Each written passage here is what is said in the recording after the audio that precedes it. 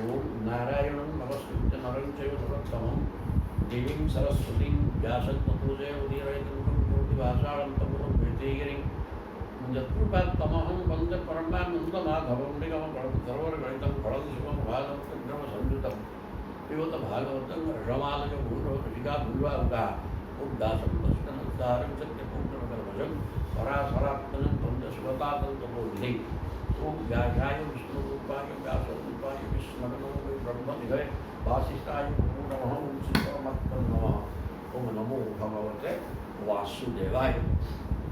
पहले काली वर्तमान इटा हला दशम स्कंध अध्याय 38 अक्रूर आसिक पहुँची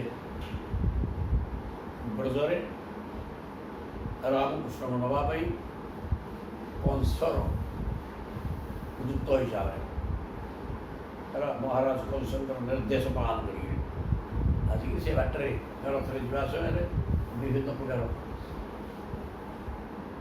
प्रभु मत केमी सत्कार कर मन मन कल्पना कर आगे कौन कल्पना करेंगे देखिए या कौन हम किंचाग्रजो मावनुतम जदुत्तम स्वयं परिसृज्य गृहीतम जड़ो गृह प्रवेश्यात समस्त सत्कृतम संप्रख्यते कंसकृतम सुबंधुषु किंचाग्रज मावनुतम जदुत्तम अग्रज जदुत्तम बड़ भाई बलराम जदु भर श्रेष्ठ सी मावनुतम चूटादुरी गुटे अवनत होता मत स्वयं परिसर्य गृहीत जल खसिक मत आलिंगन कर नमस्कार करते सी हाथ में उठे पकेबे नमस्कार कर सी हाथ सी हाथ सी प्रभु उठे पकेबे किए बलराम करी गृह प्रवेश मत घरे नहीं बसे घरे प्रवेश करे प्रवेश आप तो समस्त सत्कृतम घरे बसई दी समस्त सत्कार कर सारी घरे मोर सकल प्रकार सत्कार करेंगे मत पचारे पचारे संप्रक्षते कंसकृतम सुबंधुषु निश्चय पचारे कंस कि प्रकार व्यवहार आपण प्रति कर साधारण कथा पचार कंस हईराण कर पचारे ये कथा से मन मन भाविक जाऊँगे ज्येष्ठ जदु जदुत्तम जदु श्रेष्ठ अग्रज मैंने बड़ भाई बलराम मु अवनत नक्तवस्त हाथ जोड़ी ठिया अवस्था मत से आलिंगन कर पकेबे जोड़ हस्तु से धरी पकेबे एवं गृह घरे प्रवेश करदे से नहीं उपयुक्त सत्कार करेंगे खाया पिया भल दे सारी मत पचारे कंसकृतम स्वबंधुषु निजर बंधु सूर्य मान कंस कौन व्यवहार कर शुभवाच इति संचिंतन उष्ण सौफलक तनयु अध्वनि रथेन गोकुल प्राप्त सूर्यस्तास्तगिरी ये सुखदेव कहते हे नृप गिराजन परीक्षित इति संचिंतन उष्ण ये प्रकार बाटर जा समय भगवान श्रीकृष्ण का स्मरण कर बलराम कथा भावुंट सी ठीक गले मत कि सत्कार करी ये सब कथा चिंतन कर सौफलक तनय पिता ना सौफलक किए अक्रूर को पिता सौफलक नंदन अक्रूर रथेन गोकुल प्राप्त रथरे बसिक गोकुल पहुँचीगले ब्रजरे पहुँचीगले से सूर्यास्तगिरी प्राप्त सूर्य अस्त शिखर अस्त पर्वत पर्वत आरोहण कर सारे अर्थात सूर्यास्त होगा समय हो सूर्यास्त समय सुफलकर पुत्र सुफल गांधिनी माँ ना पुत्र अक्रूर ରଥରେ ନେଇକି ପହଞ୍ଚିଗଲେ କୂଳରେ। ପଦାନି ତସ୍ୟାଗା ଖେୟ ଲୋକପାଳ କିରୀଟ ଚୁଷ୍ଟାଇ ଚୁଷ୍ଟା ମଳ ପାଦ ରେଣୁ କିରୀଟ ଚୁଷ୍ଟ ଅମଳ ପାଦ ରେଣୁ ଦଦର୍ଶ ଗୋଷ୍ଠେ କ୍ଷିତି କୌତୁକାନି ବିଲକ୍ଷିତା ନ୍ୟବ୍ଜ ଜବାଙ୍କୁଷା ତାପରେ କ'ଣ ଦେଖିଲେ ନା ପଦାନି ତସ୍ୟ ଅଖିଳ ଲୋକପାଳ କିରୀଟ ଜୁଷ୍ଟ ସମସ୍ତ ଲୋକମାନଙ୍କର କିରୀଟ ଅର୍ଥାତ୍ ଇନ୍ଦ୍ର ଜଣେ ଲୋକପାଳ ସେ ମୁକୁଟ ରାଜ ମୁକୁଟ ଲଗେଇକି ଯଦି ପ୍ରଣାମ କଲେ ତାହେଲେ ଇନ୍ଦ୍ର ରଜା ପ୍ରଣାମ କଲେ ରାଜା ଇନ୍ଦ୍ର ମୁକୁଟ ଥୋଇକି ପ୍ରଣାମ କଲେ ସାଧାରଣ ଇନ୍ଦ୍ର ମାନେ ଖାଲି ଇନ୍ଦ୍ର ନାମ ମାତ୍ର ଇନ୍ଦ୍ର ପ୍ରଣାମ କଲେ ମୁକୁଟଟା ଲାଗିଗଲେ ରାଜା ଇନ୍ଦ୍ର ପ୍ରଣାମ କଲେ ଏଇଟା ହେଲା ପାଠଟା। ତେଣୁ ପଦାନି ସମସ୍ତ ଲୋକପାଳ ମାନେ କିରୀଟ ମୁଣ୍ଡରେ ରଖିକିରି ତାଙ୍କର ପାଦ ପଦ୍ମକୁ ସ୍ପର୍ଶ କରୁଥିଲେ। କିରୀଟ ଜୁଷ୍ଟ ଅମଳ ପାଦ ରେଣୁ ଅମଳ ମାନେ ମଳ ରହିତ ପାଦ ରେଣୁକୁ ମୁଣ୍ଡରେ କିରୀଟ ଥାଇକିରି ଚରଣାରବିନ୍ଦରେ ପ୍ରଣାମ କରି ପ୍ରଭୁଙ୍କ ପାଦ ରେଣୁକୁ ନେଉଥିଲେ। କିଏ ସେ ଲୋକପାଳମାନେ ଗୋଷ୍ଠେ ଦଦର୍ଶ ଗୋଷ୍ଠେ କ୍ଷିତି କୌତୁକା ସେଇ ପାଦ ବର୍ତ୍ତମାନ ପୃଥିବୀ ପୃଷ୍ଠରେ ପଡ଼ିଛି ଓ ପୃଥିବୀ ଅତ୍ୟନ୍ତ ଆନନ୍ଦରେ ଉଲ୍ଲସିତ ହେଇଯାଇଛି। ସେ ପାଦ କେମିତି ଜଣାପଡ଼ିଲା ନା ବିଲକ୍ଷିତାନି ଅବ୍ଜ ମାନେ ପଦ୍ମ ଜବ ଅଙ୍କୁଶ ଏ ପ୍ରକାର ବିଭିନ୍ନ ମାଙ୍ଗଳିକ ଚିହ୍ନରେ ଚିହ୍ନିତ ସେ ପାଦ ବର୍ତ୍ତମାନ ପୃଥିବୀକି ଉଲ୍ଲସିତ କରୁଥିବା ଆନନ୍ଦିତ କରୁଥିବା ପୃଥିବୀ ପୃଷ୍ଠରେ ପଡ଼ିଛି ଏବଂ ପୃଥିବୀ ଉଲ୍ଲସିତ ହେଇଛନ୍ତି। ତାହା ବି ଏକ ଆନନ୍ଦର ସୂଚକ। ସେ ପାଦ ଚିହ୍ନ ତାକୁ ଦେଖିଦେଲେ ବିଭିନ୍ନ ଜବ ଅଙ୍କୁଶ ପଦ୍ମ ପ୍ରଭୃତି ଚିହ୍ନ ଥିବା ପାଦ ସେଗୁଡ଼ାକ ବାଲି ଉପରେ ବି ସ୍ପଷ୍ଟ ହେଇଛି। ସେ ପ୍ରକାର ପାଦ ଚିହ୍ନ ଯେଉଁଟାକି ପୃଥିବୀ ଧରଣୀ ମାଆକୁ ଆନନ୍ଦ ଦେଉଛନ୍ତି ସେ ପାଦକୁ ବର୍ତ୍ତମାନ ପ୍ରଭୁ ଅପୂର୍ବ ଦେଖିଦେଲେ। ଯେଉଁ ପାଦ ପଦ୍ମରେ ଦିଗପାଳ ମାନେ ମୁକୁଟ ଲଗେଇକିରି ପାଦ ଧୂଳି ପାଇବା ପାଇଁ ପାଦରେ ନମସ୍କାର ପ୍ରଣାମ କରୁଥିଲେ। ମୁଣ୍ଡ କିରୀଟ ଲଗେଇଥିବା ମୁଣ୍ଡରେ ଯେଉଁ ପାଦରେ ପ୍ରଣାମ କରୁଥିଲେ କିଏ ସେ ଲୋକପାଳ ମାନେ ସେଇ ପାଦ ବର୍ତ୍ତମାନ ପୃଥିବୀ ପୃଷ୍ଠରେ ପଡ଼ିଛି ପୃଥିବୀ ଉଲ୍ଲସିତ ହେଇକି ଅଛନ୍ତି। ସେ କଥା ଦେଖିଦେଲେ କ'ଣ କଲେ ତାପରେ ତଦ୍ଦର୍ଶନାତ୍ ଆହ୍ଲାଦ ବିବୃଦ୍ଧ ସମ୍ଭ୍ରମ ପ୍ରେମୂର୍ଦ୍ଧ ରୋମାଶୁ କଳା ଗୁଣେ କ୍ଷଣ ରଥାତ୍ ଅବସ୍କନ୍ଦ୍ୟ ସ ଜ୍ୟେଷ୍ଠତଃ ପ୍ରଭୁ ହରମୁଞ୍ଝଙ୍ଘ୍ରି ରଜାଂଶ୍ୟହୁ ଇତି ତଦ୍ଦର୍ଶନ ଆହ୍ଲାଦ ବିବୃଦ୍ଧ ସମ୍ଭ୍ରମ ସେ ଚରଣାରବିନ୍ଦ ବାସ ଅଙ୍କୁଶ ଜବ ଏସବୁ ପଦ୍ମ ଚିହ୍ନ ଥିବା ଭଗବାନଙ୍କର ପାଦ ପଦ୍ମ ଦର୍ଶନ କରି ଅପୂର୍ଣ୍ଣର ଆନନ୍ଦ ବହିରଂଶରେ ଆହ୍ଲାଦ ଦ୍ୱାରା ଅତ୍ୟନ୍ତ ଆନନ୍ଦିତ ହୋଇଗଲେ ଏବଂ ପ୍ରେମୂର୍ଦ୍ଧ ଉମା ପ୍ରେମରେ ଭଗବତ ପ୍ରେମ ଜାଗ୍ରତ ଧନ୍ୟ ହୋଇଗଲେ। ଆଜି କ'ଣ ହେଲା ରେ ଭଗବାନଙ୍କର କି ସୁନ୍ଦର ପାଦ ପଦ୍ମ ସେ ପାଦ ପଦ୍ମକୁ ଦେଖିକିରି ପ୍ରେମରେ ତାଙ୍କର ଶରୀର ରୋମାଞ୍ଚିତ ହୋଇଗଲା ଏବଂ ଆଖିରୁ ଲୁହ ଧାର ହୋଇଗଲା। ଆଜି ଧନ୍ୟ ହୋଇଗଲି, ମୋର ଜନ୍ମ ସାର୍ଥକ ହୋଇଗଲା, ଭଗବାନଙ୍କର ପାଦ ଚିହ୍ନ ଦେଖି ସାରିଲିଣି।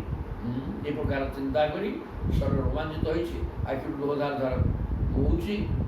ରଥାତ୍ ଅବସ୍କନ୍ଦ୍ୟ ରଥକୁ ନେଇ ପଡ଼ିଲେ ଲୁହକିନି ଆଉ ସ ଦେଶ ପ୍ରଚେଷ୍ଟିତ ପ୍ରଭୁ ଅମୁନ୍ୟଘ୍ରି ରଜାଂଶୀ ଅହୁ ଇତି ପ୍ରଭୁଙ୍କର ପାଦ ପଦ୍ମର ଧୂଳି ବ୍ରଜ ଧୂଳିରେ ଗଡ଼ିଗଲେ ଆଉ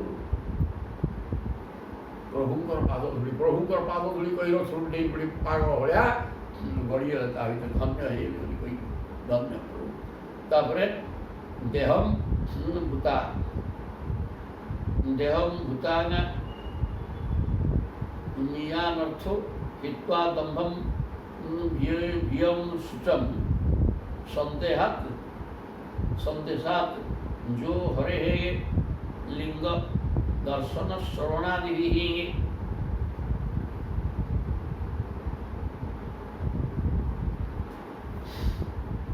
देहम भूता ज्ञान अर्थ हित्वा देहम भूता ज्ञान अर्थ हित्वा दम्भम व्यम शुभम शुचम संदेशात जो हरे लिंग दर्शनात् श्रवणादि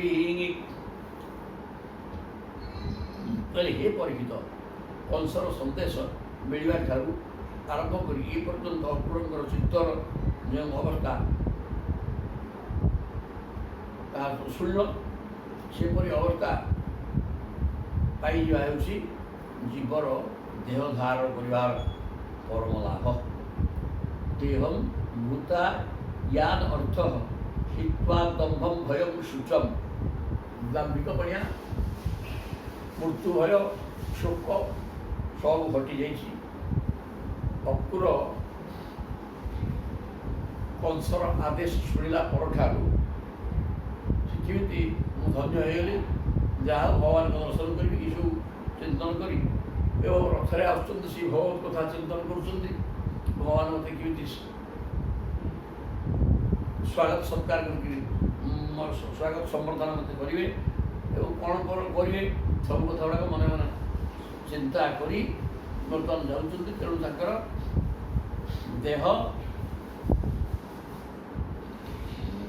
देहम भूतायान अर्थान शरीर धारण करवाटा सार्थक होगा संदेशात जो हरे लिंग दर्शन श्रवणादि कंस संदेश पाइला पर ये भगवान सहित मन जोड़ी अहो भाग्य मोर आज दिन मोर सफल गला तेणु आज प्रभात मन शुभ संकेत देखुची निश्चित भाव भगवान सहित मोर मेलमाल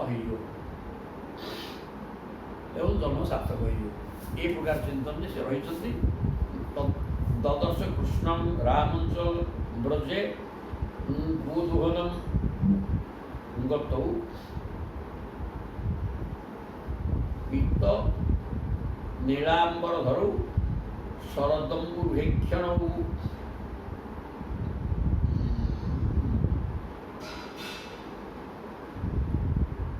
ददर्श कृष्ण रामंच रामकृष्ण भू ब्रजरे भूदुहनम गतौ गाई दुई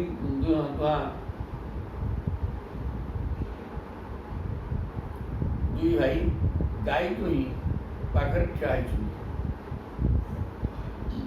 गाई दोहन कर ठिया पीत नीलांबर धरौ जड़े पीत बसन जड़े नील बसन पीत बसन है प्रभुंर नील बसन बलराम जी पीताम्बर से नीलांबर नीलांबर रोहिणीय रोहिणीय तेणु से नीलांबर प्रभु पीताम्बर एवं शरत्कालीन पद्मटा अत्यंत स्वच्छ से शरत्कालीन प्रस्फुट पद्म भाया आखि जड़े पीताम्बर जड़े नीलांबर गाई दुई सारिक रामकृष्ण नुहे ठिया यही प्रकार अवस्था अक्रूर देखिले देखी कौन कले किशोर श्यामल श्वेत श्रेणीकेतु बृहत भुजौ सुमुख सुंदर वरौ बाल दृढ़ विक्रम क्या देखते मैंने किशोर जो जनाक किशोर अवस्था युवक युवक पूर्व अवस्था 11 वर्ष हो 11 वर्ष आलोचना युवक कौन कह किशोर बाल्य पौगंड किशोर पौगंड किशोर ପୌଗଣ୍ଡ ଯାଏ କିଶୋର ଥିଲା, କିଶୋର ଅବସ୍ଥା ତାପରେ ଆସିବ ଯୁବକ ଅବସ୍ଥା। ତାହେଲେ କିଶୋର ଶ୍ୟାମଳ ଶ୍ଵେତ ଜଣେ ଶ୍ୟାମଳ ବର୍ଣ୍ଣ ଆଉ ଜଣେ ଧଳା। କୃଷ୍ଣ ହେଉଛନ୍ତି ଘନଶ୍ୟାମ ଶ୍ୟାମଳ ବର୍ଣ୍ଣ, ଶ୍ଵେତ ହେଲେ ପ୍ରଭୁ ବଳରାମଜୀ ଧଳା ବର୍ଣ୍ଣ। ଶ୍ରୀନିକେତ ଉଭୟଙ୍କ ପାଖରେ ଲକ୍ଷ୍ମୀ ବାସ କରୁଛନ୍ତି। ଶ୍ରୀଙ୍କର ଲକ୍ଷ୍ମୀଙ୍କର ବାସସ୍ଥାନ ଘର ଶ୍ରୀନିକେତ। ସବୁ ରାମକୃଷ୍ଣଙ୍କର ବିଶେଷଣ। ବୃହତ୍ ଭୁଜ ଦିଜଣାକ ହେଉଛନ୍ତି ଆଦାନୁଲମ୍ବିତ ବାହୁ, ନମଲମ ହାତ। ସୁମୁଖ ମୁଖର ଶୋଭା ଅତ୍ୟନ୍ତ ଚିତ୍ତାକର୍ଷକ ମନୋହର। ସୁନ୍ଦର ବରଉ, ଯେତେ ସୌନ୍ଦର୍ଯ୍ୟ ଜଗତରେ ଅଛି ତା ଭିତରେ ଇଏ ବର ମାନେ ଶ୍ରେଷ୍ଠ ଶ୍ରେଷ୍ଠ ସୁନ୍ଦର ପୁରୁଷ ଏ ଦୁଇ ଜଣ ଯାକ। ଆଦାନୁ ବାହୁ, ହସ ହସ ମୁହଁ ଏବଂ ବାଳ ଦୃଢ଼ ବିକ୍ରମ, ବାଳକ ହାତୀ ଭଳିଆ ଆଉ ଦୃଢ଼ ହାତୀ, ବାଳକ ହାତୀ ଭଳିଆ ପରାକ୍ରମ ଦେଖୁଛନ୍ତି। ପରାକ୍ରମ ତାଙ୍କ ଭାଇ ଢେର ଅଛି, କିନ୍ତୁ ସେ ବାଳ ଛୋଟିଆ ହାତୀ। ହାତୀ ତ ହାତୀ ଛୋଟ ହାତୀ ପରାକ୍ରମ ଦେଖେଇବ କି? ତେଣୁ ସେ ପ୍ରକାର ହେଇଛନ୍ତି। କିଶୋର ବୟସ, ଜଣେ ଶ୍ୟାମଳକୁ ଜଣେ ଧଳା, ଉଭୟ ହେଲେ ଲକ୍ଷ୍ମୀଙ୍କର ବାସସ୍ଥାନ। ଆଦାନୁଲମ୍ବିତ ଲମ୍ବା ଲମ୍ବା ହାତ, ସୁନ୍ଦର ମୁଖ ଏବଂ ଯେତେ ସୁନ୍ଦର ପୁରୁଷ ଅଛନ୍ତି ତାଙ୍କ ଭିତରେ ଇଏ ସର୍ବଶ୍ରେଷ୍ଠ। ଏବଂ ବାଳକ ଛୋଟିଆ ହାତୀର ପରାକ୍ରମ, ଛୋଟ ଛୋଟ ହାତୀର ପରାକ୍ରମ ଯାହା ସେ ପ୍ରକାର ପରାକ୍ରମ ଦେଖାଉଛନ୍ତି। এই প্রকার অবস্থায় কৃষ্ণ বলরামকে দেখে গেলেন। ধ্বজ বজ্রাং কুশলা ভোজৈ চিহ্নিতৈ অগ্রিভীর ব্রজম শোভয়ন্তৌ মহাত্মানৌ অনুক্রোশস্মিতৈক্ষণৌ। ପ୍ରଭୁଙ୍କର ପାଦରେ କ'ଣ ହୋଇଛି ନା ଧ୍ୱଜ ବା ପତାକା, ବଜ୍ର, ଅଙ୍କୁଶ, ଅମ୍ଭୁଜ ମାନେ ପଦ୍ମ, ଅମ୍ଭୋଜୀ ଚିହ୍ନିତି ଅଗ୍ରିଭି, ଏଇଭଳିଆ ସବୁ ଚିହ୍ନ ରହିଛି ପାଦରେ। ସେ ପାଦ ଚିହ୍ନକୁ ସମଗ୍ର ବ୍ରଜରେ ପକେଇକିରି ଚାରିଆଡ଼େ ବୁଲୁଛନ୍ତି। ତେଣୁ ଚାରିଆଡ଼େ ସେ ପାଦ ଚିହ୍ନ ପଡ଼ିଛି। ପାଦ ଚିହ୍ନ ପକେଇ ଶୋଭୟନ୍ତ ମହାତ୍ମାନ, ଅତ୍ୟନ୍ତ ବ୍ରଜର ଶୋଭାକୁ ବଢ଼େଇ ଦେଉଛନ୍ତି। ଏ ଦୁଇ ଜଣ ହେଲେ ମହାତ୍ମା, ଭଗବାନ ଆଉ ମହାତ୍ମାରୁ ଅନୁକ୍ରୋଶ ସ୍ମିତୈକ୍ଷଣ ଏବଂ ତାଙ୍କର ମୁହଁ ବା ଆଖିରୁ ଅନୁରାଗ ପ୍ରକାଶିତ ହେଉଛି ଏବଂ ସ୍ମିତହାସ, ମନ୍ଦ ମନ୍ଦ ହସ ସହିତ ଅନୁରାଗ, ସମସ୍ତଙ୍କ ପ୍ରତି ଆସକ୍ତି ଭାବ, ସମସ୍ତେ ମୋର এই প্রকার ভাব প্রকাশিত হচ্ছে। এমনি অবস্থার রামকৃষ্ণ দেখিলে। উদার রুচির ক্রীড়ৌ স্রগবিণৌ বনমালিনৌ, সেটিকি সামনে আହୁରି ବର୍ଣ୍ଣନା ଚାଲିଛି। ପୁଣ୍ୟ ଗନ୍ଧାନୁଲିପ୍ତାଙ୍କୌ ସ୍ନାତୌ ବିରଦବାସସୌ ବୋଲେ ଉଦାର ରୁଚିର କ୍ରୀଡ଼ୌ, ଅତ୍ୟନ୍ତ ଉଦାର ସହିତ ଶତ୍ରୁ ମିତ୍ର କୌଣସି ଭାବ ତାଙ୍କର ନାହିଁ, ସମସ୍ତଙ୍କର ସମଭାବ, ଉଦାର ସହିତ ରୁଚିର କ୍ରୀଡ଼, ସୁନ୍ଦର ପିଲାଗୁଡ଼ା ଖେଳିବା କଥା। ତେଣୁ କ୍ରୀଡ଼ାରତ ବିଡ଼ୁ ଫୁଲମାଳା ବେକରେ ପଡ଼ିଛି, ବନମାଳି ନଉ ବନମାଳା ମଧ୍ୟ ପଡ଼ିଛି। ପୁଣ୍ୟ ଗନ୍ଧ ଆଙ୍ଗୁଳି ତାଙ୍କୁ ଅତ୍ୟନ୍ତ ମଙ୍ଗଳମୟ ସୁଗନ୍ଧ ଚନ୍ଦନ, ଚନ୍ଦନ କର୍ପୂର ଗୁଡ଼ା ପଡ଼ିକିରି କେଶର ଘଣ୍ଟା ହେଇଛି, ସେଗୁଡ଼ାକ ଦେହ ମୁଣ୍ଡ ଓହ୍ଲେଇ ଦେଇଛନ୍ତି। ତେଣୁ ଦେହ ସୁବାସିତ, ସେ ସୁବାସ ଗନ୍ଧ ବାହାରୁଛି ଶରୀରରୁ। ସ୍ନାତୌ ଗାଧେଇ ସାରିଛନ୍ତି। ସବୁଦିନ ଉଠୁ ଫେରିଲା ପରେ ତ ଗାଧାନ୍ତି, ଆଉ ଧୂଳି ଲାଗିଥିବ ଦେହ ମୁଣ୍ଡ, ସନ୍ଧ୍ୟାରେ ଗାଧୁଆଟେ ହେବ। ଗାଧେଇ ସାରିକିରି ଦହନ ଅଗରୁ ପୁରା ସବୁ ମଳା ହେବ, କର୍ପୂର ପଡ଼ିକିରି ସୁଗନ୍ଧ ହେଇକିରି ତାପରେ ସୁନ୍ଦର ବସ୍ତ୍ର ପରିଧାନ କରି, ଜଣେ ପିତ୍ତକୁ ଜଣେ ନୀଳ ଆଉ ପୀତାମ୍ବର ନୀଳ ପରିଧାନ କରିଛନ୍ତି। ବନମାଳା ଲମ୍ବିଛି, ଫୁଲମାଳା ଲମ୍ବିଛି, ଉଦାର ଚରିତ, କ୍ରୀଡ଼ାରତ, ଶରୀରରୁ ସୁଗନ୍ଧ ଆସୁଛି। ତେଣୁ ଚନ୍ଦନ କର୍ପୂର ଆଉ ସବୁ ମିଶା ହେଇକି ଗୋଳା ହେଇଛି। ପ୍ରଧାନ ପୁରୁଷ ଆଦ୍ୟଉ ଜଗତ ହେତୁ जगत्पति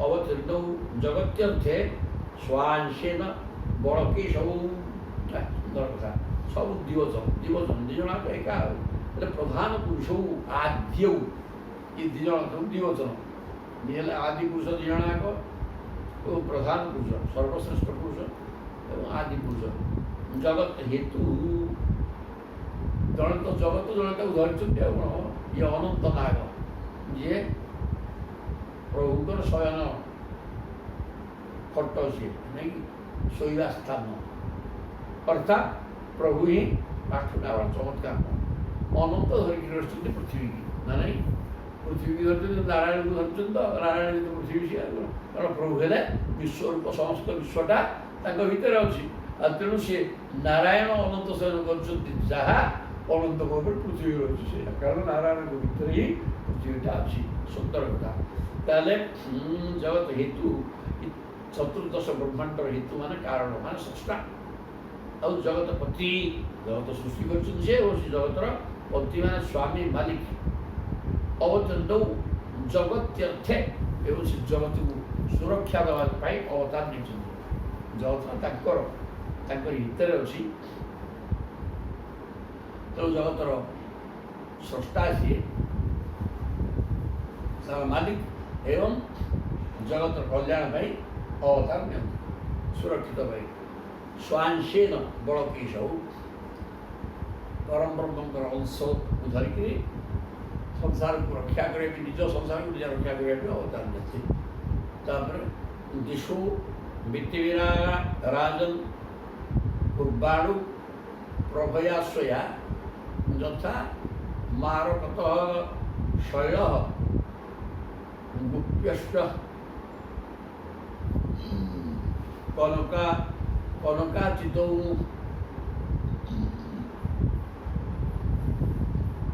पहले दिशु वित्तिमेरा राजन पहले हे राजन किए कहते सुखदेव कहते परीक्षित को हे परीक्षित राजन दिश वित्तिमेरा पूर्वाणु प्रभया स्वया निज देह प्रभाव ज्योति बाहर से ज्योति चारिआड़ सब अंधकार को दूर कर यथा मारकत शैल जमी मर्कत शैल से मर्कत मणि शैल पर्वत गुप्यश्च कनकाचित अन्य कि रौप्यर रौप्यश्च कनकाचित गोटे मर्कतर पर्वत मर्कत मणि रूपदा प्रभु रूप से आ गोटे रूपार पर्वत जड़े धड़ा को जड़े नील श्यामल वर्ण श्यामल वर्ण मर्कत मणि पर्वत सी आ बड़ा होती धड़ा सी रूपा पर्वत भाया अर्थात उत्तीर्ण भाव अवपृथ्य स्वपुर स्नेहविहूल पपात चरण पांते दंडवत रामकृष्ण जो प्रकार अवस्था रामकृष्ण को लिखीदे पूरा कौन कले रथर खपिकी डेई तो पड़े आरिबार ना गोड़ हाथ आनीजी कौन किसी ना कौन कले अर्थात उत्तीर्ण अवपृथ्य सपुर स्नेह विहूल प्रेम विहूल होगले हिताहित ज्ञान बुझीगले डेईवाटा ठीक नुहे खपिकी डेई पड़े पपात चरण पाते वहाँ पाद पद्म पड़गले दंडवत सीधा लंब हो पड़गले रामकृष्ण भगवत दर्शनाल्लाद बाष्प पर्याकुले क्षण पुलकादितांग उत्कंठ्यान स्वाख्याने नाशकन रूपम सुखदेव कहते हेन रूप परीक्षित राजन बर्तमान भगवत दर्शनाल्लाद भगवान को देखिकी रामकृष्ण दुई को अपूर्व आनंद उत्फुल्लित हो गले लाद बाष्प पर्य गुड़ा आखि धार धार लुह होगा पुलकायन शरीर रोमांचित होगा उत्कंठा जात है स्वाख्याने किसी कह भावुले ଆଖି ତ କଣ୍ଠରୁଦ୍ଧ ହେଇଗଲା ଆଉ ଶରୀର ରୋମାଞ୍ଚିତ, ଆଖି ବୋଉ ହେଉଛି, କଣ୍ଠ ବାଷ୍ପରୁଦ୍ଧ ହେଇଗଲା, କହିବାକୁ ଚାହିଁଲେ ମଧ୍ୟ କିଛି କହିପାରିଲେ ନାହିଁ। এই ପ୍ରକାର ଅବସ୍ଥା ସୃଷ୍ଟି ହେଲା। ଭଗବାନ ତଂ ଅଭିପ୍ରେତ୍ୟ ରଥାଙ୍ଗାଙ୍କିତ ପାଣିନା ପରିରେଭେ ଅଭ୍ୟପାକୃଷ୍ୟ ପ୍ରୀତଃ ପ୍ରଣତ ବତ୍ସଳ। ପ୍ରଣତ ବତ୍ସଳ ଭଗବାନ, ଯିଏ ପ୍ରଣତ ମାନେ ଶରଣ ପଶିଯାଏ, ପାଦପଦ୍ମରେ ଶରଣ ପଶିଯାଏ, ତାକୁ ସେ ବାତ୍ସଲ୍ୟ ସ୍ନେହ ଦିଅନ୍ତି। କିଏ? ଭଗବାନ। ସେଇ ପ୍ରକାର ଭଗବାନ କ'ଣ କଲେ? ତମ୍ ଅଭିବୃଦ୍ଧ ରଥାଙ୍ଗାଙ୍କିତ ପାଣିନା, ରଥା ମାନେ ଚକ୍ର, ଚକ୍ର ଚିହ୍ନ ଥିବା ହାତରେ ଆଲିଙ୍ଗନ କରି ପକେଇଲେ କାହାକୁ? ଅକ୍ରୁର ପରିରେଭେ।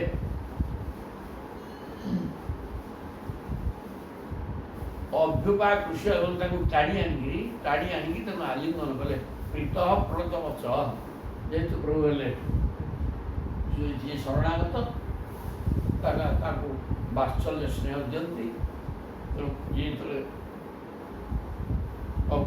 ଅକ୍ରୁର ପାଦରେ ପ୍ରଣାମ କରୁଛନ୍ତି, ପ୍ରଭୁ ତାଙ୍କୁ ଟାଣି ନେଇ ଆଲିଙ୍ଗନ କଲେ। ଶଙ୍କର୍ଷଣସ୍ୟ ପ୍ରଣତଂ ଉପଗୁହ୍ୟ ମହାମନା ଗୃହୀତ୍ୱା ପାଣିନା ପାଣିନି ଅନୟତ ସାଧୁଜୁ ଗୃହଂ। ଶଙ୍କର୍ଷଣସ୍ୟ ଭଗବାନ ଶଙ୍କର୍ଷଣ ମଧ୍ୟ ପ୍ରଣତ ଉପଗୁହ୍ୟ ପ୍ରଣାମ କରୁଥିବା ଅକ୍ରୁରଙ୍କୁ ଆଲିଙ୍ଗନ କଲେ। ଗୃହୀତ୍ୱା ପାଣିନା ପାଣି, ନିଜ ହାତରେ ତାଙ୍କ ହାତକୁ ଧରି ଅନୟତ ନିଜର ଅନୁଜ କି ସାନ ଭାଇ କୃଷ୍ଣଙ୍କ ସହିତ ତାଙ୍କ ହାତ ଧରିକି ନେଇକି ଘରକୁ ଚାଲିଲେ। ଏ କଥା ସେ ଆମକୁ ଚିନ୍ତା କରୁଥିଲେ। ପୁଷ୍ପାର୍ଥ ସ୍ୱାଗତଂ ତସ୍ମୈ ନିବେଦ୍ୟତ ବରାସନ। ଆପଣଙ୍କର ଶୁଭାଗମନ ଆଉ କ'ଣ ଭଲ ମନ୍ଦ ସବୁ ଶୁଭ ତ, ଏ କଥା ପ୍ରଶ୍ନ କଲେ। ପ୍ରଶ୍ନ କରିକିରି ତାଙ୍କୁ ସର୍ବଶ୍ରେଷ୍ଠ ଆସନ ଦେଲେ ବସିବା ପାଇଁ। ପ୍ରଖ୍ୟାତ ବିଧିବତ ପାଦ ଭଲ ଭାବରେ ଧୋଇଦେଲେ। ମଧୁପର୍କାର ହଣଂ ମାହରତ,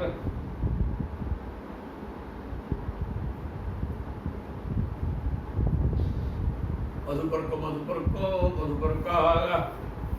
ମଧୁ ମାନେ ମହୁ, ଦହି ମହୁ ଘିଅ, ଏ ଭିତରେ ମଧୁପର୍କ, ଘିଅ ମହୁ ଦହି ମିଶେଇକିରି ମଧୁପର୍କ ପ୍ରଦାନ କଲେ। ପୂଜାରେ ଆଗ ଦିଆଯାଏ। ସ୍ୱାଦିଷ୍ଟ ଏବଂ ପୁଷ୍ଟିକାରକ ମଧୁପର୍କ ଦେଲେ। ଦହି ମହୁ ଘିଅ ମିଶ୍ରିତ କିଛି ଆଣିକି ତାଙ୍କୁ ଦେଲେ। ତାପରେ ନିବେଦ୍ୟ ଗାଁ ଚାତିଥଏ ସବାହ୍ୟ ଶ୍ରାନ୍ତ ମାତୃତ ଅନ୍ନମ ବହୁଗୁଣମ ନୈବେଦ୍ୟମ ଶ୍ରଦ୍ଧୟା ଉପହାରତ ବିଭୁ। ତାପରେ ବିଭୁ ପ୍ରଭୁ ନିବେଦ୍ୟ ଗାଁ ଚାତିଥଏ, ସେ ତ ଅତିଥି ନା ଉପର, ତାଙ୍କୁ ଗାଈ ଦାନ କରିଦେଲେ। ଆଗ ପ୍ରଭୁ ଗାଈଟା ଆମକୁ ଦିଆଗଲା, ଦେଇକି ଅତିଥଏ ସବାହ୍ୟ ଶ୍ରାନ୍ତ ମାତୃତ ପାଦ ଚିପି ପକେଇଲେ। ଇଏ ହେଲେ ପ୍ରଭୁ, ସ୍ୱୟଂ ଭଗବାନ। କୌଣସି କାମକୁ ଛୋଟିଆ କଥା ପାଦ ଚିପିବ କ'ଣ ଗୋଟେ ନା, ତାଙ୍କ ବୟସ୍କ ଲୋକ, ପ୍ରେମୀ ଲୋକ, ତେଣୁ ତାଙ୍କର ପାଦ ବି ଚିପି ପକେଇଲେ। କେତେ ପରିଶ୍ରମ କରିକି ଆସିଲେଣି। ସମ୍ବାହ୍ୟ ମାନେ ପାଦ ଚିପିବା, ପାଦ ଚିପିକିରି ଶ୍ରାନ୍ତ ମାତୃତ, କ୍ଳାନ୍ତ ହୋଇଯାଇଥିବା ଆପଣ ବହୁତ ପରିଶ୍ରମ କରୁଛନ୍ତି ତାଙ୍କ, ଏବଂ ଏ କଥା କହିକି ତାଙ୍କ ପାଦ ଚିପିକିରି ତାକୁ ଆଦର କଲେ। ତାପରେ ଅନ୍ନମ ବହୁଗୁଣ, ସବୁ ସଦ୍ୟ ରନ୍ଧା ହେଇଛି, ଉଷୁମ ହେଇଛି ଏବଂ ତା ଦେହରେ ସବୁ ଭିଟାମିନ୍ ଅଛି। এই ପ୍ରକାର ସ୍ୱାଦୁ ଅନ୍ନ ପରିବେଷଣ କଲେ ଖାଇବାକୁ। ଶ୍ରଦ୍ଧୟା ରୂପାହରଣ କଲେ, ସୁନ୍ଦର ଭାବରେ ଶବ୍ଦ ବୁଝିଲା, ଖାଦ୍ୟ ଦେଲେ ଖାଇବାକୁ। ଆଉ ସେତିକି କୁହାହେଇନି, ଅନେକ ବିଶେଷଣ ଦିଆଯାଇଛି। ସ୍ୱାଦୁ ପୁଣି ବହୁ ଗୁଣମ, ସବୁ ଭିଟାମିନ୍ ଥିବା, ଶରୀର ପୁଷ୍ଟି ହେବା ପାଇଁ ଯାହା ଯାହା ଦରକାର ସବୁ ପ୍ରକାର ତା ଦେହରେ ଅଛି। ମିଠା ହେଇଛି ଏବଂ ଶ୍ରଦ୍ଧାରେ ଦେଲେ। ଯଦି ଖଅ ଖଇକି ରାଗିକି କଥା କହିକିରି ଦେଲ ଲୋକଟା ଖାଇବ, ତାକୁ ଘୃଣା ଲାଗିବ ଖାଇବ। କାହିଁକିନା ତା ଭଲ ମୁଁ ଆସିଲି ଆଳକୁ ଇଏ ମୋ ଉପରେ ବିରକ୍ତ ହେଲାଣି ବୋଲି ସେଠି ସରିଗଲା ପାଠ ସରି ସେତିକିରେ। କିନ୍ତୁ ଶ୍ରଦ୍ଧାର ସହିତ ଓ ଭାଗ୍ୟ ଆମର ଆଜି ଆପଣ ଆସିଛନ୍ତି, ଆଉ ଖାଇବା ତାପରେ କଥାବାର୍ତ୍ତା ହେବା କହିକିରି ସବୁ ମୂଲ୍ୟବାନ ହେଲେ ଟଙ୍କା ପଇସା ଅଧିକା ଖର୍ଚ୍ଚ ହେଇଛି ସେ କଥା ବି ନୁହଁ। ତାପରେ ବହୁ ଗୁଣ ଶବ୍ଦର ଅର୍ଥ ଉପାଦେୟ ଖାଦ୍ୟ, ଯେଉଁଟାକି ପୁଷ୍ଟିକର ଖାଦ୍ୟ ସବୁ ଦିଆଗଲା। ତସ୍ମୈ ଭୁକ୍ତମତେ ପ୍ରୀତ୍ୟା ରାମ ପରମ ଧର୍ମବିତ୍ ମୁଖବାସୀ ଗନ୍ଧମାଲ୍ୟୈ ପରାଗ ପ୍ରୀତିଂ ବ୍ୟଧତ ପୂର୍ଣ୍ଣ। ଖାଇବାକୁ ଦେଲେ କି ଆଉ କେତେ କଥା କରୁଛନ୍ତି। ତସ୍ମୈ ଭୁକ୍ତମତେ ଖିଆପିଆ ସରିଲା ପରେ ପ୍ରୀତ୍ୟା ରାମ ପ୍ରେମରେ ବଳରାମଜୀ ପରମ ଧର୍ମବିତ୍ ଧର୍ମ ଜ୍ଞାନ ଥିବା ବଳରାମ ଭଗବାନ କ'ଣ କଲେ ନା ମୁଖବାସୀ ଭୋଜନ ପରେ ଗୋଟେ ମୁଖବାସ ଦିଆଯାଏ, ଖଣ୍ଡେ ପାନ କିଲ ଦେଲେ ହଉ ପକେଇ ଦିଅ, ଗନ୍ଧମାଲ୍ୟୈ ଶରୀରରେ କର୍ପୂର କେଶର ବଟା ହେଇକି ଚନ୍ଦନ ବଟା ହେଇଛି ତାକୁ ସରପାଙ୍ଗରେ ଗୋଳିଦେଲେ ଏବଂ ଫୁଲମାଳା ପକେଇଦେଲେ। ଗନ୍ଧମାଲ୍ୟୈ ପରାଗ ପ୍ରୀତି ବ୍ୟଧତ ବୁଲି ବୁଲିକି ଆସିଛନ୍ତି। ଶରୀର କାନ୍ତ ଅଛି, ତାହେଲେ ଏଇଟା ବି ସୂଚନା ଦେଉଛି ଯେ କର୍ପୂର ଚନ୍ଦନ ଇତ୍ୟାଦି ପରିଶ୍ରମ କାନ୍ତ ହେଇକି ଥିବା ଅବସ୍ଥାରେ ଏଗୁଡ଼ାକ ଶରୀରରେ ଗୁଳି ପକେଇଲେ ଶରୀର ଆଶ୍ୱସ୍ତ ହେଇଯିବ, ମାନେ ଶ୍ରମ ଦୂର ହେଇଯିବ, କାନ୍ତି ଦୂର ହେଇଯିବ ଏବଂ ଶରୀର ସୁସ୍ଥ ଅନୁଭବ। ଏଇଟା ସୁନ୍ଦର କଥା ଏଠି କୁହାଯାଇଛି।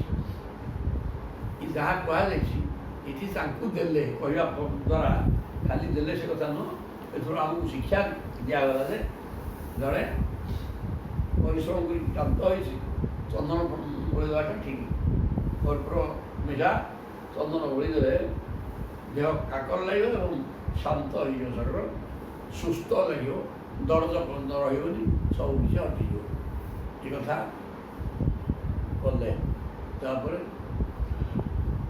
ଅପ୍ରଚ୍ଛ ସତ୍କୃତଂ ନନ୍ଦ ଅର୍ଥଂ ସହଲ ନିରଗ୍ରହେ কলসে নিরনুগ্রহে কলসে জীবতি। কলসটা আছে নিষ্ঠুর ନିର୍ଦୟ କଂସ ବଞ୍ଚି ଥାଉ ଥାଉ ସତ୍କୃତଂ ନନ୍ଦ କଥମ। ନନ୍ଦ କେମିତି ଅଛନ୍ତି, କ'ଣ ବା ତା ପ୍ରଶ୍ନର ଉତ୍ତର ମିଳିବ? ସେ ତ ନିଜେ ତେବେ କହୁଛୁ ଯେ ନିରନୁଗ୍ରହେ କଲସେ ଜୀବତି, ସପ୍ତମୀ ଭାବେ ସପ୍ତମୀ। ସମସ୍ତ ଅତି ନିଷ୍ଠୁର କଂସ ବଞ୍ଚି ଥାଉ ଥାଉ ଆଉ କ'ଣ ପ୍ରଶ୍ନ ପଚାରିବା ତୁମର ଭଲ ମନ୍ଦ, ବଳେ ତ ଦୁଃଖ ଭୋଗୁଥିବ। ପ୍ରଭୁ ଏ କଥା ହିଁ କହିଲେ। ନହେଲେ ଏପରି ଭାବରେ ତାଙ୍କର ସତ୍କାର କରିବା ପରେ ନନ୍ଦ ଆସି ତାଙ୍କ ପାଖରେ ବସି ପଡ଼ି ପଚାରିଲେ, ଅଗ୍ର ନିଷ୍ଠୁର କଂସ ବଞ୍ଚିଥିବା ପର୍ଯ୍ୟନ୍ତ ଆପଣଙ୍କର ଅବସ୍ଥା କଂସେଇ ପାଇଥିବା ଛେଳି ଭଳିଆ। ଆଉ ମୁସଲମାନ ଘରେ ଛେଳି ଯାହା ଖାଇବା ପିଇବାକୁ ତାକୁ ଠିକ୍ ଦେଇକି ରଖିଛୁ, 5 ଜଣ ମିଶିଗଲେ ପ୍ରଭୁ ଆମର ଦରକାର 10 କିଲୋ ନା, ଆଉ ଦବା ଆଉ ଦେଲା ଘରେ ଦେଲା ଆଉ କ'ଣ। ତେଣୁ କଂସେଇ ଛେଳି ପାଳିଲା ଭଳିଆ କଂସ ଅତ୍ୟନ୍ତ ନିଷ୍ଠୁର ଦୁର୍ଦାନ୍ତ ରାକ୍ଷସ। ଆଉ ତା ସିଏ ଥିଲା ଭିତରେ ଆଉ ଆପଣମାନେ ସୁଖରେ କ'ଣ ଥିବେ, କଂସେଇ ଘରେ ଛେଳି ଭଳିଆ ଆପଣ ଥିବେ। ଆଉ ଦାସାରକ ସୌନପାଳ ଇବା ଭୟ। ସୁନ୍ଦର କଥା କୁହାଗଲା। ସହ ଯୋ ଅବଧାନ ସୁସ୍ତୁକାନ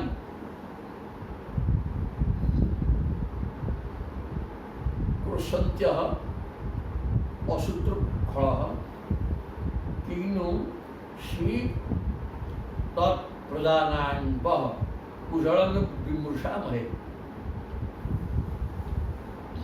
ଯେଉଁ ଇନ୍ଦ୍ରିୟ ପରାୟଣ ପାପୀଟା ଇନ୍ଦ୍ରିୟ ପ୍ରଳୟ ଇନ୍ଦ୍ରିୟ ଭୋଗ ମାନେ ସଦାବେଳେ ରହିଛି ଭୋଗ ବିଳାସ ଭିତରେ ରହିଥିବା ସେ ପାପୀ କଂସ ଆର୍ତ୍ତନାଦ କରୁଥିବା ନିଜର ଭଉଣୀର କଅଁଳିଆ ପିଲା ନିଜ ଭଣଜା ଗୁଡ଼ିକୁ ନିଜ ହାତରେ ଟିକେ ମାରିଦେଲା ଟିକେ କଅଁଳିଆ ପିଲା ସେ କେଁ ହେଉଥିବେ ତାଙ୍କୁ ପିଟିକିରି ଯିଏ ମାରିଦେଲା ତାଠୁ ବୋଳିକିରି ନିଷ୍ଠୁର ନିର୍ଦ୍ଦୟ ଆଉ କିଏ ଥାଇପାରେ କିରେ ଆଉ ସିଏ ତମକୁ ସୁଖରେ ରଖିବ କାହିଁ ସେ କଥା ଚିନ୍ତା କରିବା କିଂନୁସି ତତ୍ ପ୍ରଜା ନାହିଁ ଆଉ ତାର ପ୍ରଜା ଆପଣମାନେ ଯାହା ଥିବେ ଆଉ କ'ଣ କାରଣ ନିଜର ଭଉଣୀର ପୁଅ ଭଣଜା ଜନ୍ମ ହଉ ହଉଥିବେ ତାଙ୍କୁ ନେଇକିରି ପିଟିକିରି ଯିଏ ମାରି ଦେଉଛି ଆଉ ତାଠୁ ଆମେ ଭଲ କ'ଣ ଆଶା କରିବା ଆଉ ତାଙ୍କ ପ୍ରଜା ଆପଣମାନେ କୁଶଳ ବିମୂଷା ଭୟ ଆଉ କ'ଣ କୁଶଳ ପଚାରିବା ଯେ ତ ସବୁ ମୁଷଳ ହେଇକିରି ଅଛି ଆଉ କୁଶଳ କ'ଣ ହବ ଆଉ କୁଶଳ କିଛି ନାହିଁ କଂସ ଥିଲା ଭିତରେ କୁଶଳ ଆସିବ କୁଆଡ଼େ ଏ କଥା ତାଙ୍କ ସିଏ କହିଲେ ଇଥଂ କିଏ ନନ୍ଦ ଆସିକି ପହଞ୍ଚିଗଲେ ଏବଂ ନନ୍ଦ କହିଲେ ଇଥଂ ସୁନୃତୟା ବାଚା ନନ୍ଦେନ ସୁସଭାଜିତ ଏ ପ୍ରକାର ନନ୍ଦ ଆସିକିରି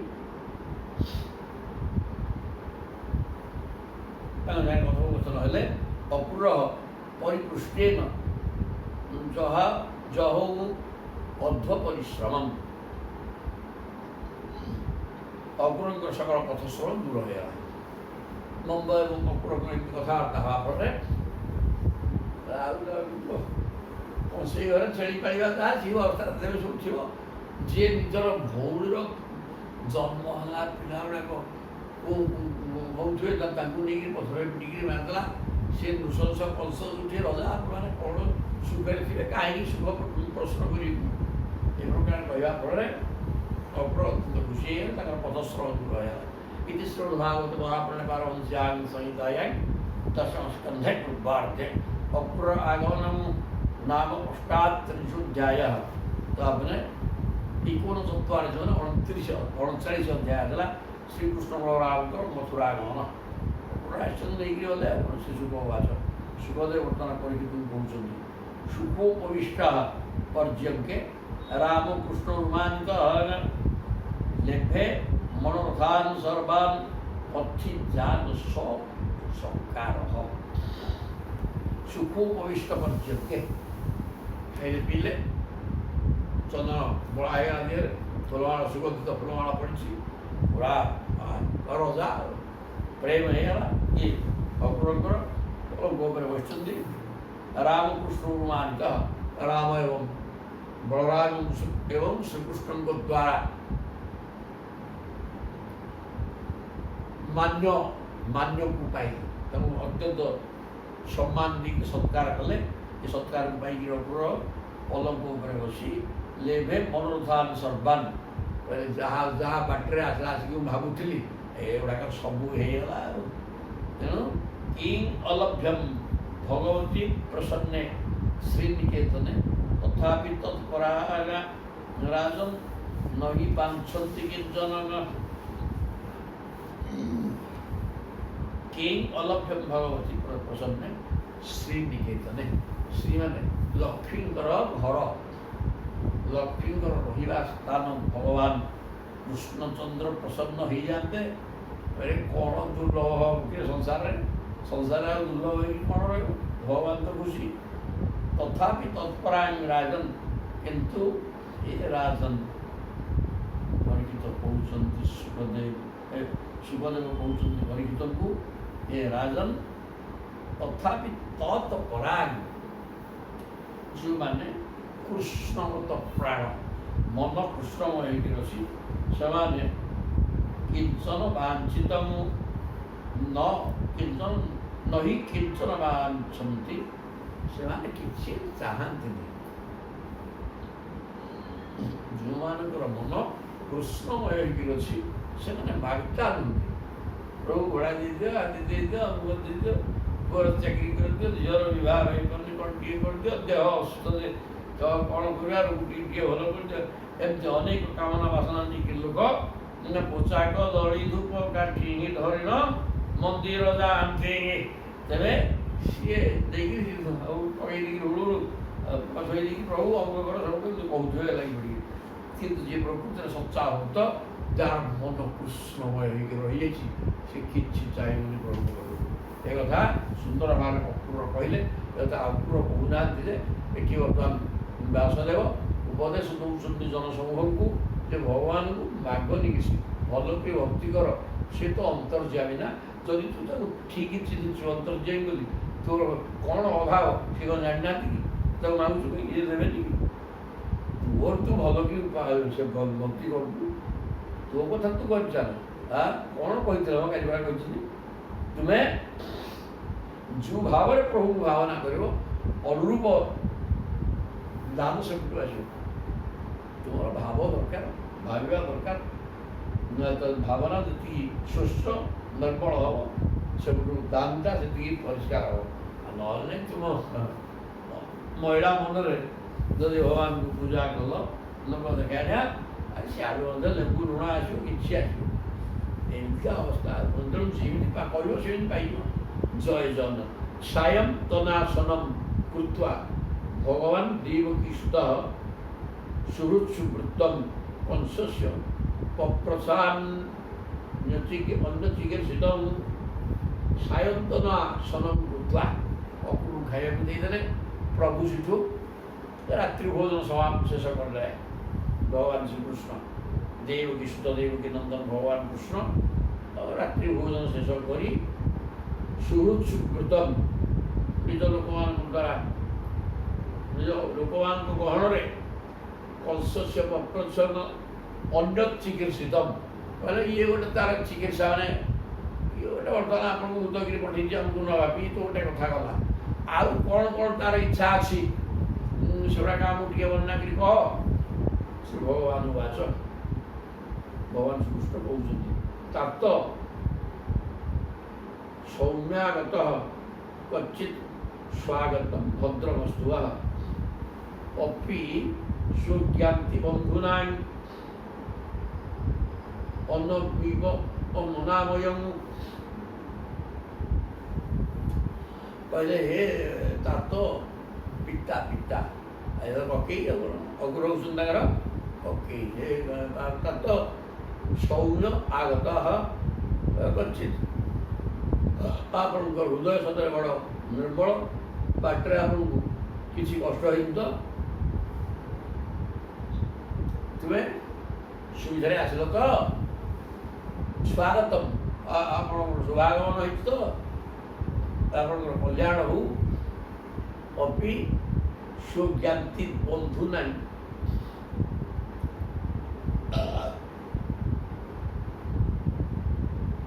ଅନ୍ନବିବ ଅନାମୟମ୍। ଆପଣଙ୍କର ମଙ୍ଗଳ ହେଉ। ମଥୁରାରେ ଆମର ଯେଉଁ ଆତ୍ମୀୟ ସ୍ୱଜନ ଅଛନ୍ତି କୁଟୁମ୍ବ ଲୋକ ସେମାନଙ୍କ ସବୁ ଭଲ ତ? ଅନାମୟ ମାନେ ନିରୋଗ, ସମସ୍ତେ ଭଲରେ ଅଛନ୍ତି, ରୋଗମୁକ୍ତ ଅଛନ୍ତି ତ? ଏ କଥା ପ୍ରଶ୍ନ କରେ। କିନ୍ନୁ ନଃ କୁଶଳଂ ପୃଚ୍ଛେ ଈଧମାନେ କୁଳାମୟେ କଂସେ ମାତୃ ନାମ୍ୟଙ୍ଗ ସ୍ୱାନାଂ ନହଂ ତତ୍ ପ୍ରଜାସୁ ଚଙ୍ଗ। କିନ୍ନୁ ନଃ କୁଶଳଂ ପୃଚ୍ଛେ କ'ଣ ବି ଆପଣଙ୍କୁ ବା ମଙ୍ଗଳ ପଚାରିବି ଯେ ମଙ୍ଗଳରେ ଭଲରେ ଅଛନ୍ତି କଥା କାହିଁକି ମୁଁ ବା ପ୍ରଶ୍ନ କରିବି। ଇଏ ମାନେ କୁଳାମୟେ କୂଳ କଳଙ୍କ କଂସ ବଞ୍ଚିତ ସେ କୂଳ କଳଙ୍କ କଂସ ଥାଉ ଥାଉ ମାତୃଳ ନାମ୍ନୀ ଅଙ୍ଗ ଯାହାକୁ ଯିଏକି ଆମର ମାତୃଳ ମାମୁଁ ସେଟା କୂଳ କଳଙ୍କ କଂସ ମାମୁଁ ଥାଉ ଥାଉ ସ୍ୱାନାଂ ନଃ ତତ୍ ପ୍ରଜାସୁ। ଆମେ କାହିଁକି ବା କୁଶଳ ପ୍ରଶ୍ନ କରିବି? କେଉଁ ମଙ୍ଗଳରେ ଥିବେ? ମଙ୍ଗଳ କଥା କ'ଣ ବା ପଚାରିବି? ଆମ ବଂଶ ଲୋକଙ୍କର କଥା ପିଲା ଛୁଆଙ୍କର ମଙ୍ଗଳ କାହିଁକି ପଚାରିବି ଯେ? କୂଳ କଳଙ୍କ କଂସ ଅଛି ଆଜି ହବ ଅହୁ ଅଶ୍ବତ୍ ଅଭୂତ ଭୂରି ପିତୃ ଭୂର୍ଜିର ଭାର୍ଯ୍ୟେୟୁ ଯଦ୍ ହେତୁ ପୁତ୍ର ମరణଂ जद हेतु गर्भार्धनम तयोः अहो अस्मद बहुत भूरि पित्रोः मृजनवार्जयोः अस्मद पित्रोः मृजिन आर्जयोः आमर पिता माता आर्य पिता माता ओ कि पाप सेवन करथिला ये भगवान भी कहते ତାଙ୍କ ପିତାମାତା ଏବଂ ଜୀବିକା କ'ଣ କରିବେ ଆଉ ଜୀବନଟା ବନ୍ଦିଶାଳରେ କଟିଗଲା କ'ଣ ତାଙ୍କର ଅପରାଧ ତେଣୁ ଅଶ୍ନତ ବହୁତ ଭୂରି ପିତୃ ମୃଜିନମ କହିବାର ତାତ୍ପର୍ଯ୍ୟ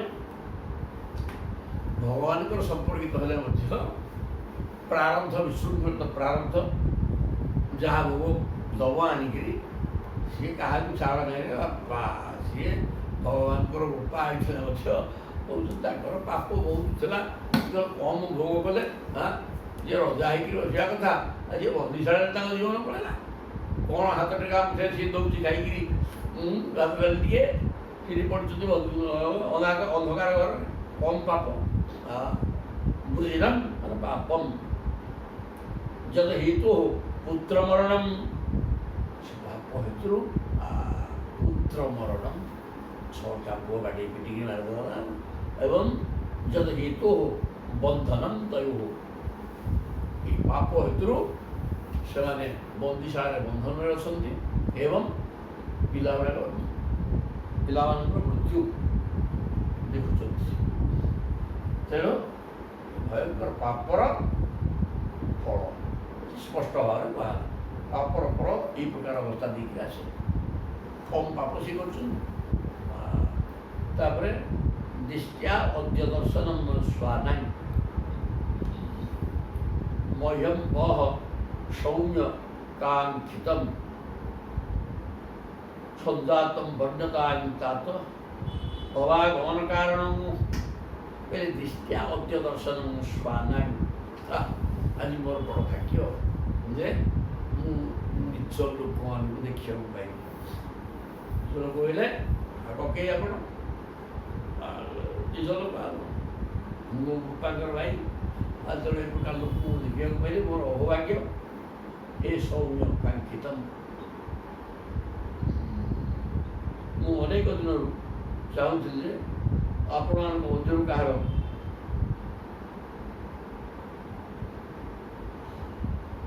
दर्शन मत मिल जाऊ बड़ सौभाग्य विषय आज मोर से आशा पूर्ण है ककई आज हठात आपंकर शुभागमन किपर होगा बोले संजातम वर्ण्यतांत आगमन कारण मोर सौभाग्य बहुत दिन चाहूली मो निज लोक सागे मिसबी आप पलि आसले बड़ सौभाग्य मोर दर्शन मिलगला तेरे शुभागमन कारण कहीं आसवा बिना कारण तो किए उठिक आसेनी तेणु तुम जो शुभागमन ये कारणटा कौन जापे कि एक प्रश्न कले कृष्ण तापर सुखवाच भगवान सुखदेव कहते परीक्षित को पृष्ठ भगवता सर्व वर्णयामास माधव भगवान माधव पृष्ठ सौरानुबंधम जदुषु वसुदेव बधूद्यम भगवान माधव मुकर प्रश्न शुणी इस अक्रूर सब वर्णना कले जे चौरानुबंधम कंस जदुवंशी मान सहित किपर शत्रुता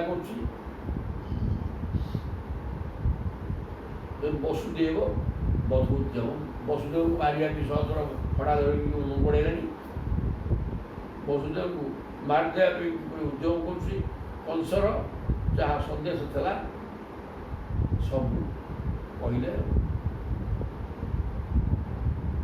जद सन्देश जदर्थम वा दूत संप्रेषित स्वयं जदूत नारदेनास्य स्वजन्मन स्वजन्मांगन को दुंदुभे ଯତ୍ ସନ୍ଦେଶ ଯଦର୍ଥମ୍ ବା କେଉଁ କାରଣ ସେ ଭଗବାନ ପ୍ରସଙ୍ଗରେ କାହିଁକି ଆସିଲେ ଆପଣ ଟିକେ କହୁନାହାନ୍ତି। ତେଣୁ ଆସିବାର କାରଣ ଏବଂ କଂସର ଉଦ୍ଦେଶ୍ୟ ସବୁ ଯଦୁକ୍ତଂ ନାରଦେନ ଅସ୍ୟ ସ୍ୱଜନ୍ମ ଆନଗତଂ ହୁଏ। ବସୁଦେବଠାରୁ ଶ୍ରୀକୃଷ୍ଣ ଜନ୍ମ ହୋଇଥିବାର ସକଳ ବୃତ୍ତାନ୍ତ ନାରଦ ଯେପରି କଂସକୁ କହିଲେ, ସମସ୍ତ ବିଷୟ କହିଲେ। ନାରଦ କ'ଣ କମ୍ ମାରେ ଆସିକି ଦେଖିକି ପହଞ୍ଚିକିରି କହୁଛନ୍ତି ବୈଦେବକୀ ବସୁଦେବଙ୍କର ପୁଅ ଦୁଇଟା ହେଉଛନ୍ତି ବଳରାମ କୃଷ୍ଣ, ସିଏ ଯାଇକିରି ଅଛନ୍ତି ନନ୍ଦଘରେ। ଏ କଥା ନାରଦ କହିଛନ୍ତି ପଶୁ, ସିଏ ଆହୁରି କରିଥାଉ ହାଣିବ ବୋଲି ବସୁଦେବଙ୍କୁ ଗୋଡ଼େଇଥିଲା। ଏ ସବୁଗୁଡ଼ା କଥା ଭଗବାନ କାଳେ ବତେଇଦେଲେ। ଶ୍ରୁତ୍ୱା ଅକ୍ରୁରବଚ କୃଷ୍ଣ ବଳଶ୍ଚ ପରବୀରହା ପ୍ରହସ୍ୟ ନନ୍ଦଂ ପିତରಂ ରାଜ୍ञା ଆଦିଷ୍ଟଂ ବିଜୟତୁ।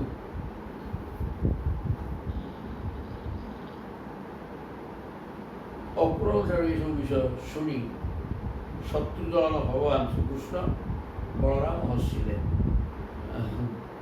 ଶ୍ରୁତ୍ୱା ଅକ୍ରୁରବଚ ଏମିତି ସବୁ ବର୍ଣ୍ଣନା କରୁଛି, ଶତ୍ରୁ ବ୍ୟବହାର କରୁଛି। ତ ନାରଦ ଯାଇକିରି କହିଦେଲେ ଯେ କୃଷ୍ଣ ବଳରାମ ଦୁଇ ଜଣ ଯାକ ବସୁଦେବ ନନ୍ଦ ଯାଇକି ନନ୍ଦ ଘରେ ପଡ଼ୁଛନ୍ତି, ସବୁ ନନ୍ଦ ବି ଶୁଣୁଛନ୍ତି। ତେଣୁ ଏସବୁ କଥା ଗୁଡ଼ାକ ଶୁଣିକିରି ଭଗବାନ ଟିକେ ହସିଦେଲେ। ହସି ଦେଇକିରି ରହସ୍ୟ ନନ୍ଦମ୍ ପିତରମ୍ ପିତା ନନ୍ଦଙ୍କୁ ରାଜ୍ञା ଆଦିଷ୍ଟଂ ବିଜୟତୁ ରାଜାଙ୍କର ଆଦେଶକୁ ଜଣାଇଲେ। କହିଲେ କଂସ କ'ଣ ପଠେଇଛି, କାହିଁକି ପଠେଇଛି, ସବୁ କଥା ଜଣାଇଲେ। ଗୋପାନ୍ ସମାଧିସତ୍ସୋପି ଗୃହୀତ୍ୱା ସର୍ବପୁରୁଷଃ ଉପାୟନାନି ଗୃହୀତ୍ୱଂ ଯୁଜ୍ୟନ୍ତାନ୍ शकटानि च।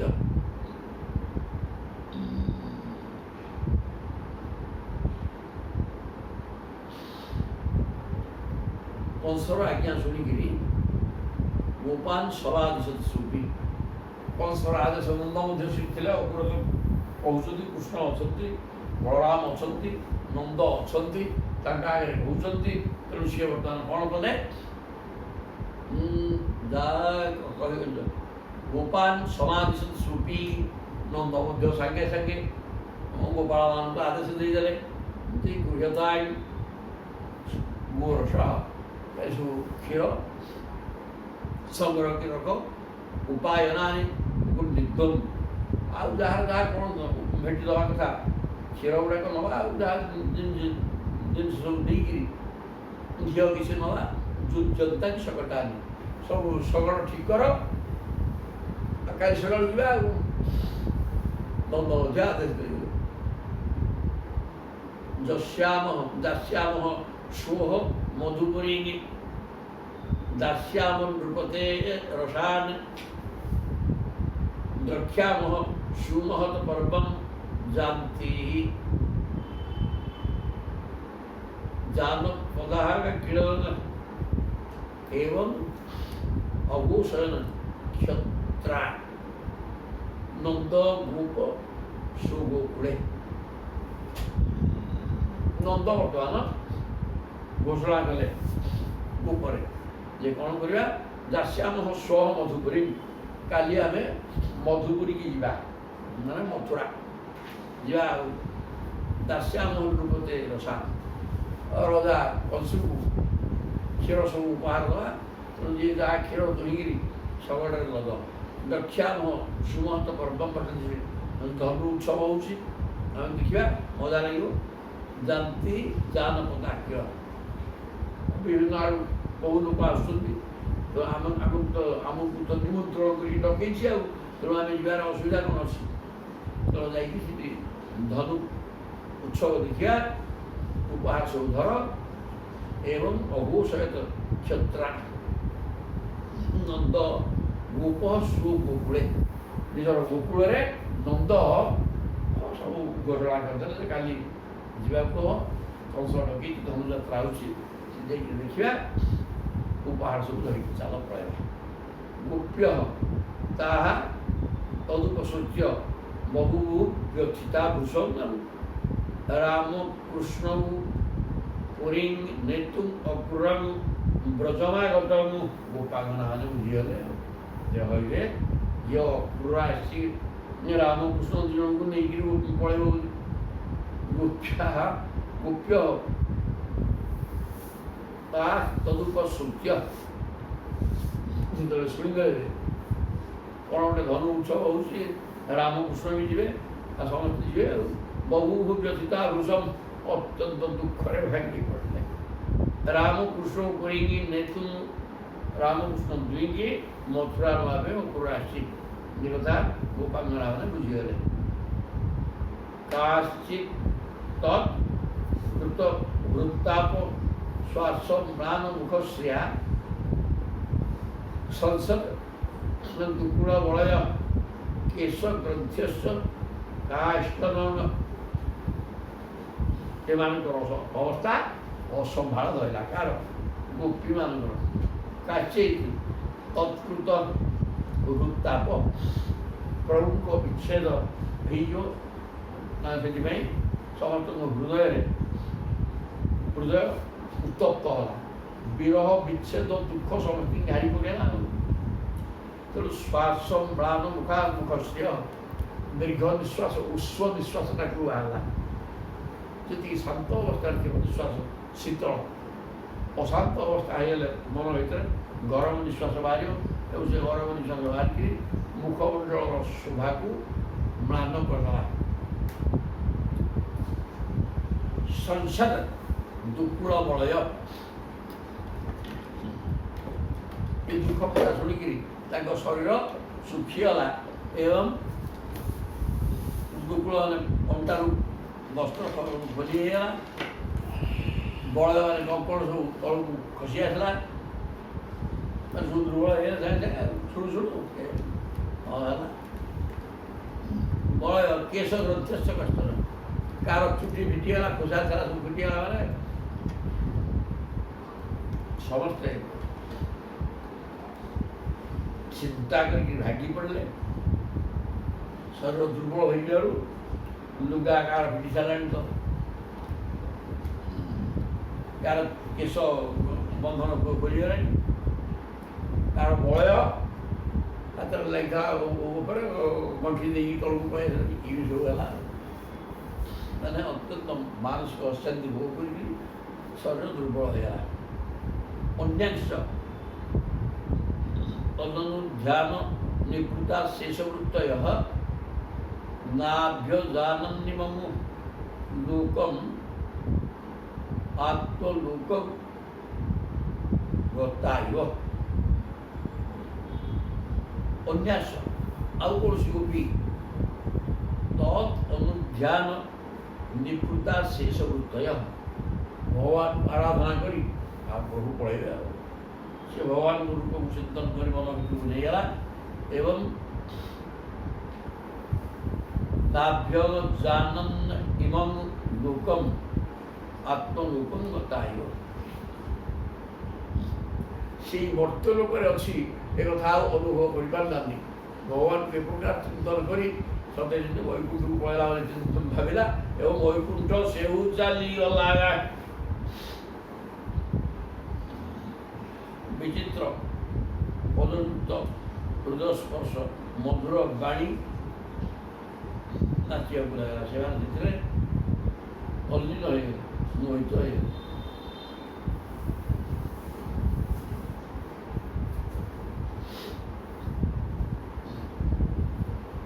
ସମ୍ମୁମୁହୁ ସ୍ତ୍ରିୟ ବ୍ରଜାଙ୍ଗନା ମାନେ ମୁହୁ ଭଲ ଭାବରେ ମୋହଗ୍ରସ୍ତ ହେଇଗଲେ, ମାନେ ଅଜ୍ଞାନ ନା ଚେତା ଶୂନ୍ୟ ହେଇଗଲେ। ଭଗବାନ ପଳେଇବେ ଏ କଥା ଶୁଣି ଭଗବାନଙ୍କ ବିରହ ଦୁଃଖରେ ଭାଙ୍ଗି ପଡ଼ିଲେ। ତ ସକାଳୁ ଗାଈ ଚରି ଯାଇକି ସନ୍ଧ୍ୟାବେଳକୁ ଆସନ୍ତି ସେମାନଙ୍କ ଚିନ୍ତା ରହିଛି। ସାଂଘାତିକ ଚିନ୍ତା କରିଥାନ୍ତି ଦିନ ଯାକ। ଆଉ ବର୍ତ୍ତମାନ ବିଲକୁଲ ଛାଡ଼ିକି ପଳେଇବେ କି ଦିନରେ ଆସିବେ କି ନାହିଁ ଏସବୁ ଚିନ୍ତା କରି ସେମାନେ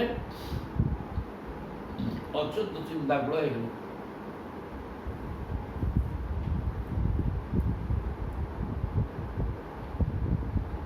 ଅନ୍ୟାଂଶ ଧ୍ୟାନ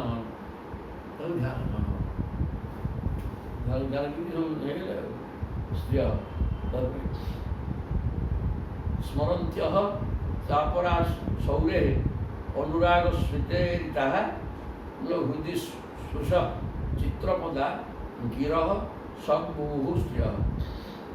ଅନ୍ୟ କେଉଁ ଉପାଗନା ସ୍ମରନ୍ତ୍ୟ ଚାପରା ସୌରେ ସୌରେ ସୁରସେନଙ୍କର ପୁଅ ବସୁଦେବ ତାଙ୍କ ପୁଅ କୃଷ୍ଣ, ତେଣୁ ତାଙ୍କ ନାଁ ବି ସୌରୀ। ମାନେ ଭଗବାନ କୃଷ୍ଣ ସୌରେ ଅନୁରାଗ ସ୍ମୃତିରିତା ପ୍ରଭୁଙ୍କର ଅନୁରାଗପୂର୍ଣ୍ଣ ମୃତ୍ୟୁ ହାସଯୁକ୍ତ ବଦନରୁ ବାହାରୁଥିବା କଥାକୁ ଶୁଣି ହୃଦି ସ୍ପୃଶ ଚିତ୍ରପଦ ସେମାନଙ୍କ ହୃଦୟକୁ ସେ ବିଚିତ୍ର କଥା ଅତ୍ୟନ୍ତ ହୃଦୟସ୍ପର୍ଶୀ ଥିଲା। ପ୍ରଭୁଙ୍କର କଥା ତାକୁ ମନେ ପଡ଼ିଗଲା। ଗିରହ ପ୍ରଭୁଙ୍କର କଥା ଅମୃତମୟ ଥିଲା। ସେ କଥାକୁ ବର୍ତ୍ତମାନ ତାଙ୍କର ମନେ ପଡ଼ିଗଲା। ପ୍ରଭୁ ପଳେଇ ସେ କଥା ଆଉ କହିବ କିଏ, ଆମେ ଶୁଣିବା କି? ଏ ପ୍ରକାର ଚିନ୍ତନ କରି କିଏ ଗୋଟେ ମୋହଗ୍ରସ୍ତ ହେଲା, କିଏ ଜୀବନ ଛାଡ଼ିଗଲା କାହାର। ଇତି ସୁଲଳିତାଂ ଚେଷ୍ଟାଂ ସ୍ନିଗ୍ଧ ହାସ ବଧୂକନଂ ଶୋକାପହାନି ନର୍ମାଣୀ ପ୍ରଦାମ ଚଳିତା ନିଚନ। ସମସ୍ତ ଉପାଙ୍ଗନା ମାନେ ଏଇଭଳିଆ ସୁଲଳିତାଂ ଚେଷ୍ଟା, ପ୍ରଭୁଙ୍କର ଯେଉଁ ବିଳାସ ଚେଷ୍ଟା, ଇଆଡ଼େ ସ୍ନେହପୂର୍ଣ୍ଣ ହାସ ଏବଂ ମାଙ୍କ ଚାହାଣୀ, ଶୋକାପହାନି ନର୍ମାଣୀ ସମସ୍ତ ଦୁଃଖକୁ ଦୂର କର, ସାଂସାରିକ ଦୁଃଖ ଦେଉଥିବା ମନ ଭିତରୁ ହଟେଇ ଦେଉଥିବା ପ୍ରଦାମ ବଚନାଞ୍ଚ ଅମୃତମୟ କଥା, ଯେଉଁ କଥା ଶୁଣିଲେ ସଂସାର ଦୁଃଖ ହଟିଯିବ। ତେଣୁ ସଂସାର ଦୁଃଖ ହଟିଯିବା ପାଇଁ ଭଗବତ କଥା ଏକମାତ୍ର ମେଡ଼ିସିନ, ମାନେ ଔଷଧ ନାଇଁକି ଯେ ସଦାବେଳେ କୁହାଯାଉଛି। ତେଣୁ ଶ୍ରବଣ କଥା, ଶ୍ରବଣଟା ସବୁଠାରୁ ବଡ଼ କଥା, ଯାହାଫଳରେ ସଂସାର ଦୁଃଖ ହଟିଯିବ ରେ ବାପା।